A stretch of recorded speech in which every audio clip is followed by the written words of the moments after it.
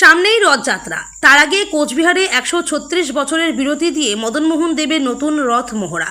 136 বছর পর মদনমোহন দেবের জন্য নির্মিত নতুন রথের মহড়া আজ মঙ্গলবার সম্পন্ন হলো।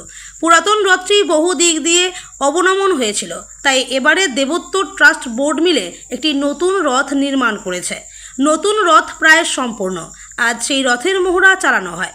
ট্রাস্ট বোর্ড ও সরকারি প্রকৌশলীদের তত্ত্বাবধানে নিম, শাল, সেগুন কাঠ দিয়ে 2 মাস ধরে ঠান্ডাভাবে তৈরি করা হয়েছে রথটি।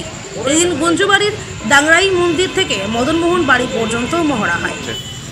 বিষয় হচ্ছে আমাদের যে পুরনো রথ সেটি অনেক দিনের যেহেতু সেটি নষ্টর দিকে, যার জন্য নতুন রথ তৈরি করা হয়েছে এবং এখানে সকলের সহযোগিতা মাননীয় ডিস্ট্রিক্ট ম্যাজিস্ট্রেট মানে ডিএম সাহেব, মাননীয় এসডিও সাহেব, সেক্রেটারি সাহেব এবং জয়ন্তবাবু এবং আমাদের সকলের মানে কুচবিহারবাসীর সহযোগিতায় নতুন রথ তৈরি হলো। এটি মদনমোহনের উদ্দেশ্যে এখন গেল।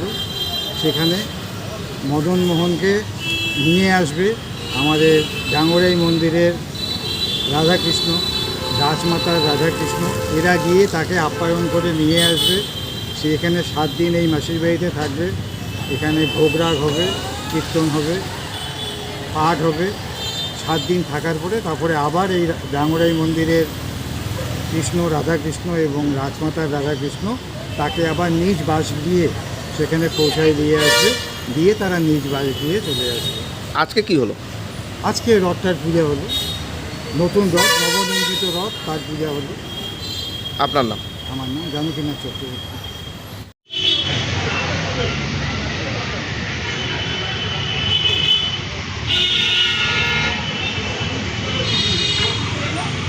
আমি সামনে থেকে ভিডিওটা করি, বুঝলাম সামনে থেকে।